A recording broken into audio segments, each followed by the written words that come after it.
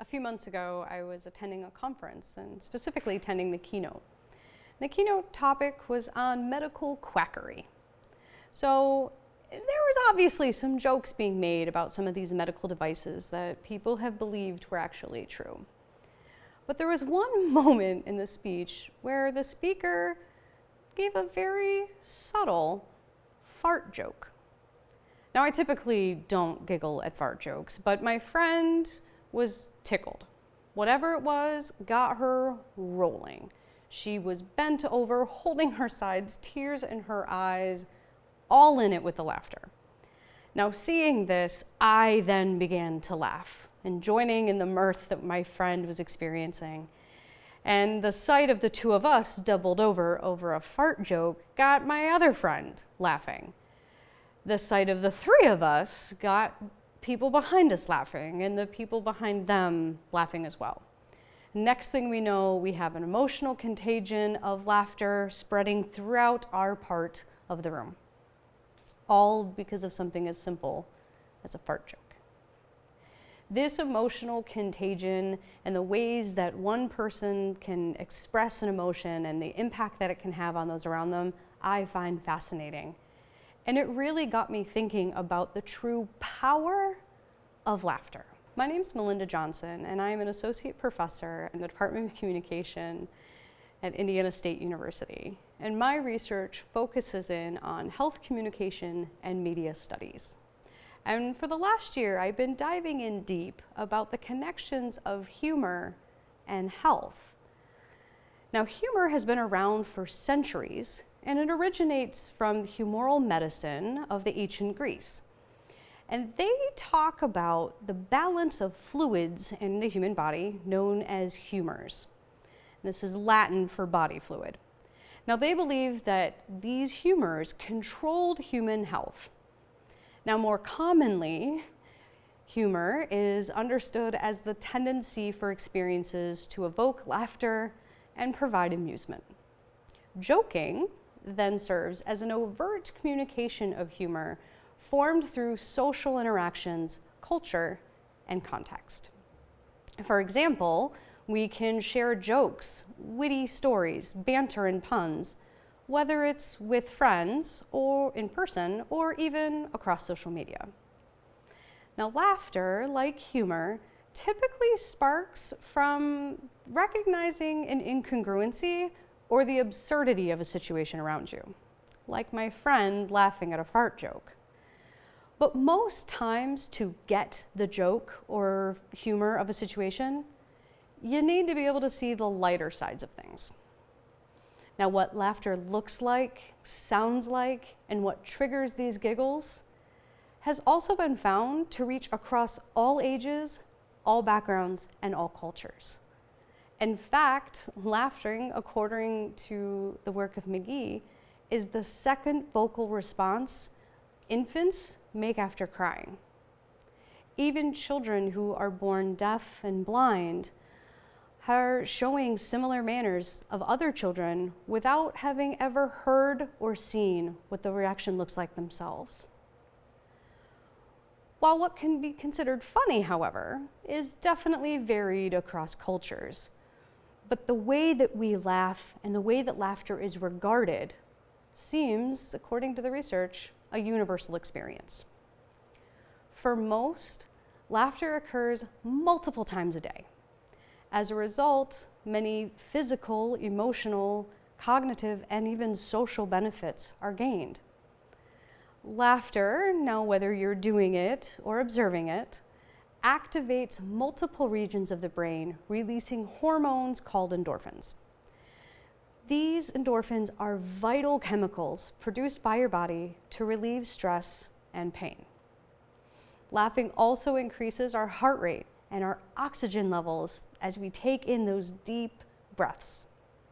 As a result, you have more oxygenated blood that is circling through your body, improving your vascular functions.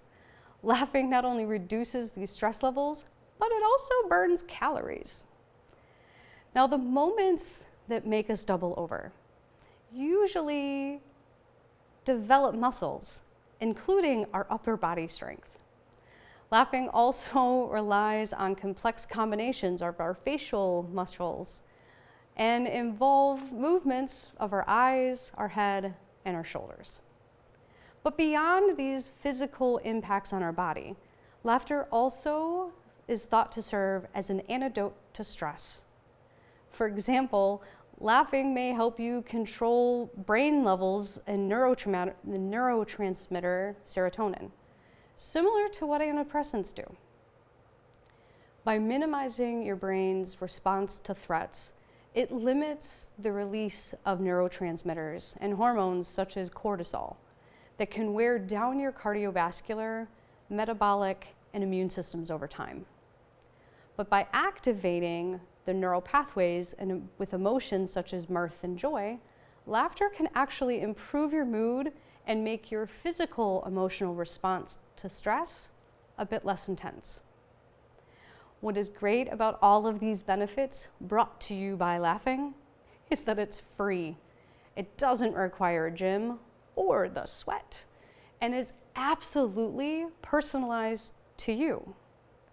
It doesn't matter what you're laughing at or who you're laughing with. All that matters is that you're laughing. Even laughing at something you see on television can have a huge impact. Now, my research, as I mentioned before, is focused in on health and media, and I've taken quite a bit of time to look at the ways that we talk about health in the media.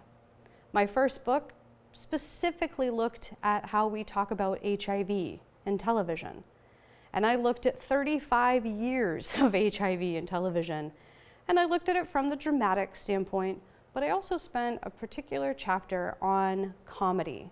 How do we make jokes about something as serious as HIV?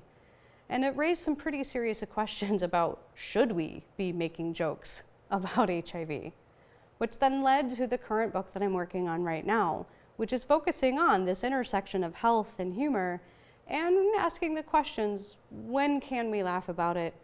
When shouldn't we? And what benefits can come from it? Now, from a positive standpoint, and I'll focus in on these examples of HIV that I found, we've seen that we can use media to provide educational tools to talk about HIV. We can use media to talk about any health topic, and if we're strategic, we can create ways of entertaining and educating audiences. Take, for example, the show Girlfriends. They did a total of 4 shows talking about HIV, and in one in particular, we get to see 2 characters sitting at a kitchen table having a funny conversation about the need to get tested. At one point, the character implies that because she's fabulous, she couldn't possibly have something like HIV. Her friend retorts that you can be HIV asymptomatic for years and never know, that she needed to get the test, that the test was simple, that the test was free, and that even if she did have it, there were drugs and treatments and ways that she could live her life shopping and still being fabulous, even if she had it. But the important thing was that she needed to know.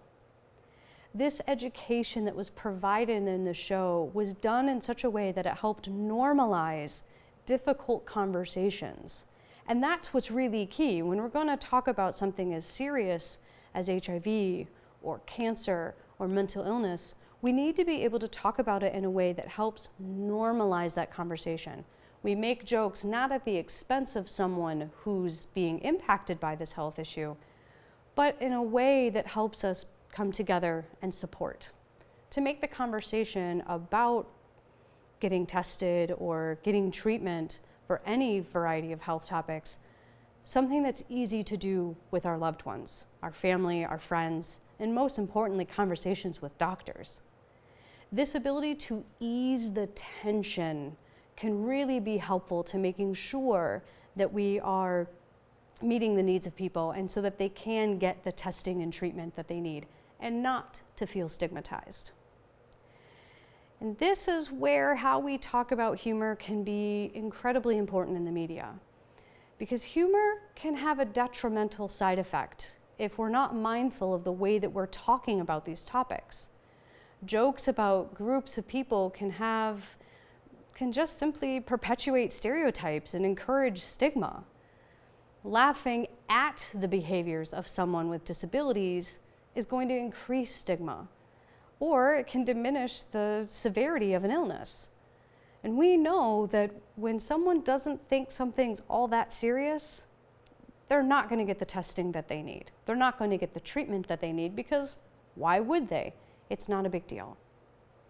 At worst, sometimes, for the sake of a joke, we twist information or we omit aspects just to get that funnier punchline. This miseducates audiences. When we're talking about health, we need to make sure that we're providing the best possible information.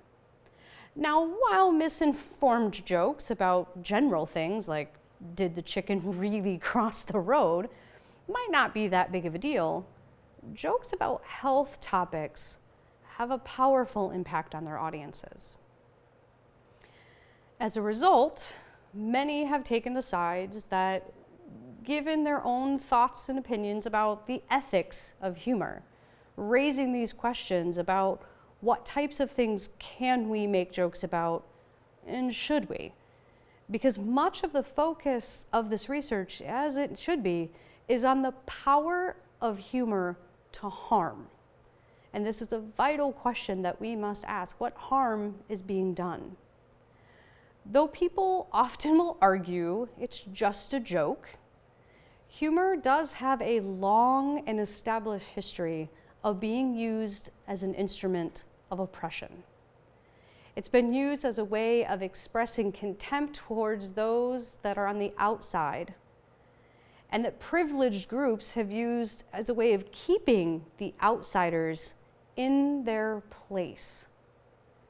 Now, given the importance of humor and the way that we relate to each other, we must hold humor to be fully answerable to ethical considerations. Though many might consider it folly or foolish to critically examine something as silly as humor, understanding the power of humor and how it has an impact, and a significant impact, on our bodies and our minds and these interactions, it's irrefutable. Therefore, we must be carefully considering the ways that we're using humor to educate audiences and amongst our friends. Who's at the butt of those jokes? Because if we are using humor to harm, I think we might want to reconsider that. Besides, I think Patch Adams had it right all along. The most radical thing we can ever do is commit to being happy. If you cannot laugh and be sad or angry. So why not spend more time focusing on the things that make us laugh, that bring us joy? Allowing such a simple thing to have such a great impact on our bodies. As I mentioned, it's free, doesn't require any sweat, just requires our friends and a little bit of side ache.